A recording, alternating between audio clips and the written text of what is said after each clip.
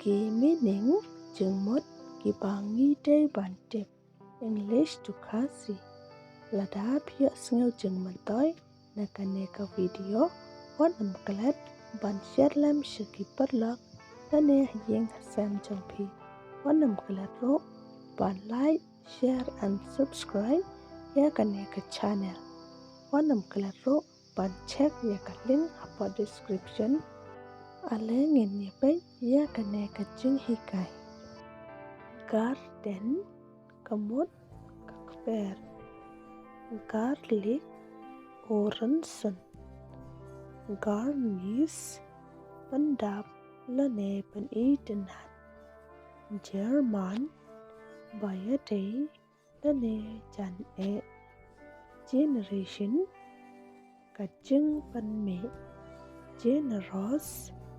basbon gentle bajam not lane babha mansen glory kapuram grease kaching sun a kaching I a gravy ka shit cinta haircut kamut kaching cups no hari lute lane panjat hesitate atatin lane thlon hill ulun red high time kapor kababyang e honor kapuram kanam horrify panshirke hobby kakam basngau tanat heritage kajingyo padang hair from nangne shakmat identify kamut kajing pen shisha idiom karukom kren ignore kentai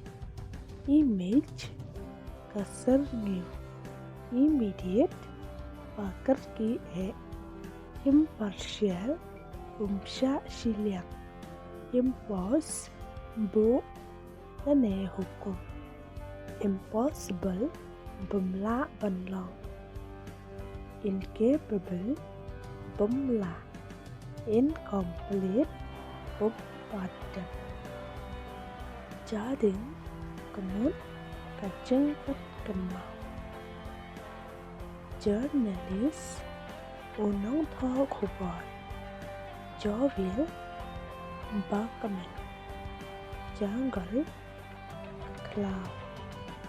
junior pakam ho pakam red justify juvenile badangkhia samla jodi gavel bala ban hisha